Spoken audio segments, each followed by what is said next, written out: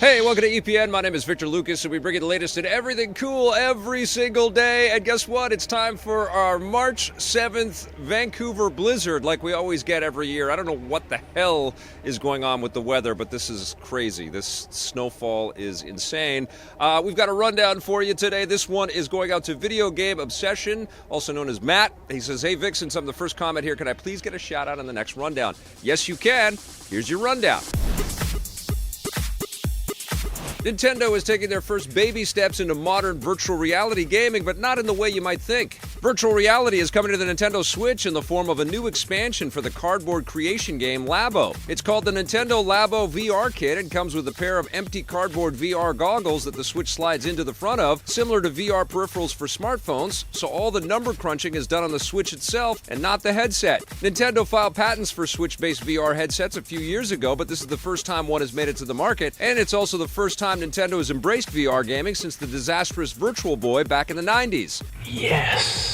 In the past, Nintendo's creative head Shigeru Miyamoto has publicly criticized VR gaming for being too secluded, so with Labo it appears they're doing everything they can to make it a more social experience. For example, the goggles don't have a head strap, so users can easily pass it back and forth. We'll get to see just how successful it is when the VR kit hits stores next month. This looks like a pretty cool way to experiment with this technology and to, I guess, give younger players an idea of what VR gaming could possibly be, and I guess it's also a relatively inexpensive way for Nintendo to test market the adoption rate on something like this. And if everybody clamors to pick up Labo and the VR kit, I think that will be some pretty good information for Nintendo going forward, because conceivably whatever hardware Nintendo's going to put out next following the Switch is going to be powerful enough to run pretty damn solid VR out there. But I think if VR is ever going to become mainstream, if it's ever going to be adopted by everybody, a couple things have to happen. I think these headsets have to be very light and very easy to put on and off, and not cumbersome, and perhaps not make you feel like you're a giant billboard for VR where you're off in the corner with this massive headset on you. I think that's part one of the equation, but part two is companies have to bet the farm on software. They have to make incredible games, likely with characters and intellectual properties that we already know. Hint, Star Wars X-Wing in VR, a full game of that. Please. How many times do I have to ask?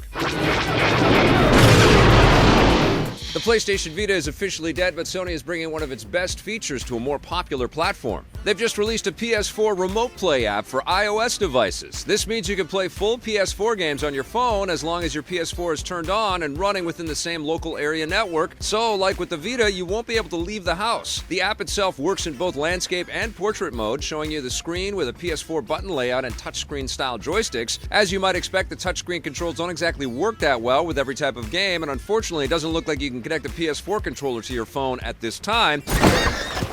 What the hell was that? Given the death of the Vita, it'll be interesting to see how popular this kind of remote play app will be on more mainstream devices like the iPhone. Now, I've got to test this out. I've got a bunch of MFi or MiFi controllers kicking around that work with the iPhone and Apple TV and all that stuff.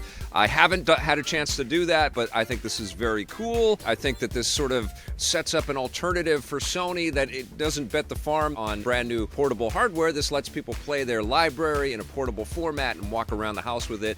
Conceivably, with 5G technology and future iterations of this software, you're going to be able to go anywhere you want and play your PlayStation 4 library wherever you want. And I don't think that it's going to be that far off in the future that it will be tied to your account and not necessarily to your PlayStation 4 hardware that you have sitting at home, or your PlayStation 5 hardware soon. So Sony's sort of tiptoeing into this market that Xbox is aggressively venturing into. But interesting days, right? You're going to be able to carry your library anywhere you want very soon.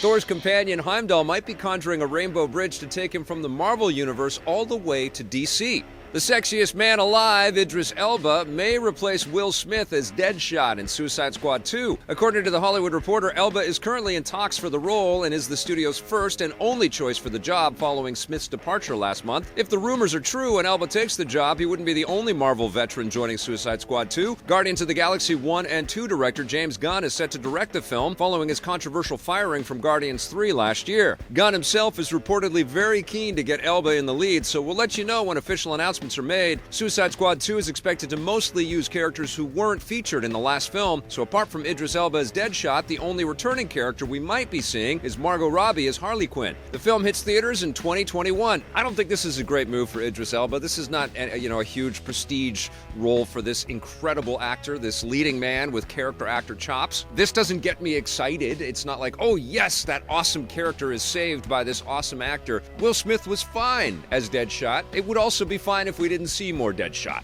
You know, I never thought that character really in the comic. He was kind of like a B villain to me when I was reading the Batman comics and Green Arrow comics growing up. I was like, okay, he shoots a gun really well. Big deal, you know? I mean, he was like a poor man's Bullseye. Bullseye is a way more interesting character than Deadshot, okay? So come at me, DC fanboys. So I don't think this is a big power move for Idris Elba. I mean, people have been talking about him taking over the role of James Bond. I think they should just make a Luther movie series or something, you know? This guy's such an incredible leading man, and he deserves better than this.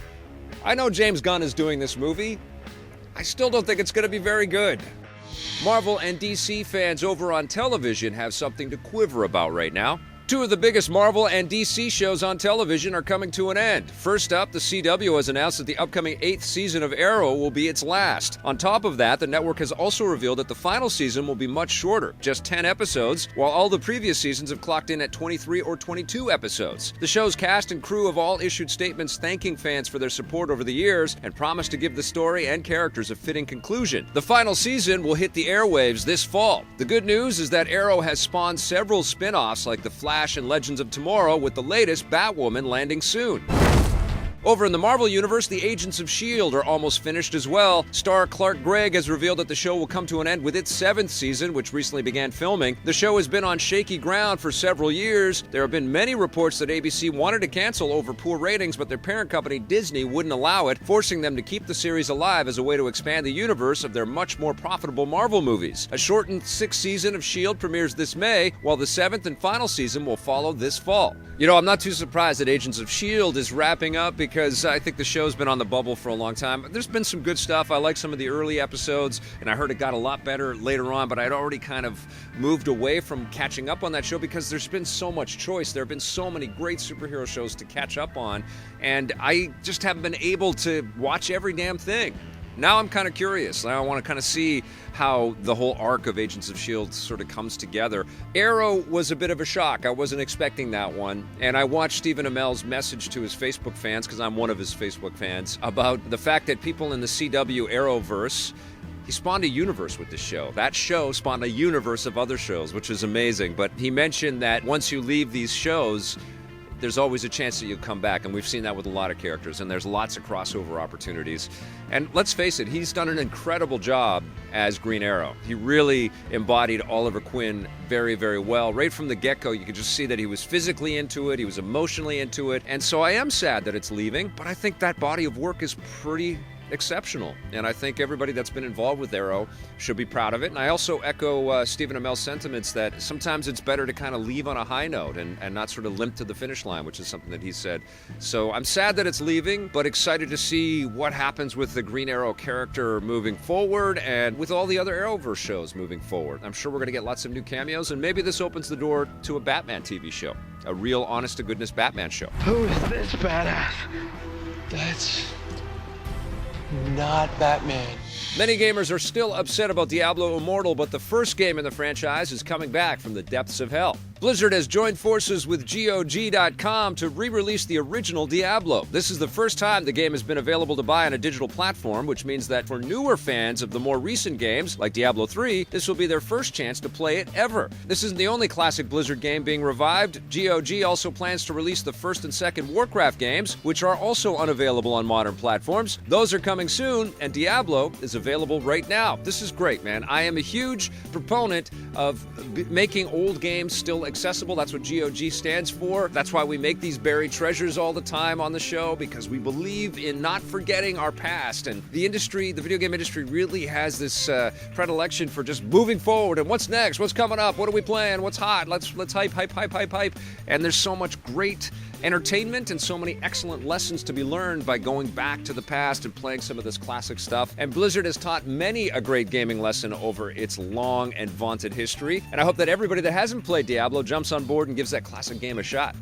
Things are going to be very, very crowded at Disneyland this summer. Disney CEO Bob Iger has announced that the long-awaited Star Wars Galaxy Edge attraction will officially open May 31st at Disneyland in LA and August 29th at Disney World in Orlando. Not all the attractions within Galaxy's Edge will be fully armed and operational at the start. They'll open with the Smuggler's Run ride, which puts you in the cockpit of the Millennium Falcon, and there will also be the various Star Wars-themed restaurants and shops associated with the new planet Batuu, which are designed to make attendees feel as though they're walking through a real-life Star Wars locale. Phase 2 of the attraction will follow later this year, and that includes the second ride, known as Rise of the Resistance. Disney expects the attractions to be very busy, so people planning to go are encouraged to make a no extra cost reservation to access the land. Expect future additions to be made to Galaxy's Edge as new Star Wars movies and TV shows are made. Oh my goodness, I can't wait to go. I really want to check out all of this stuff, and I really am terrified of how many other people are going to want to check out all of this stuff. Disneyland is amazing. I've been very lucky to go a bunch of times, and I've seen the little bits and pieces of the Star Wars land coming together, and I'm super excited. I remain a Star Wars fan. I know that there has been a bit of a bumpy road, and there's been some hits and misses in the Star Wars universe, but I still love it. And I'm excited about Episode 9, and I'm excited about these new shows, and I'm very excited to get on that Millennium Falcon ride. Are you kidding me? I'm so stoked. But I'm glad that I have a Nintendo Switch, and I will stand in the shade and try to play games while I'm standing in very, very long lines. All right, that's going to do it for our rundown today. Thank you so much for watching. We'll be back again tomorrow with a brand new rundown for you. In the meantime, check out all of the other content that we've been making. And just a reminder, on Monday, March 11th, we return with a brand new EP Live at 4:30 PST and 7:30 EST. Our guests on the day are going to be Zoe Flower, who used to be a host here on Electric Playground, and Chris Mayer from Hellbent Games. So please join us for that, either live and in person in our studios at 390 West Hastings in Vancouver, or of course here on this channel. Thanks for watching, everybody. Hit that subscribe button, hit that like button.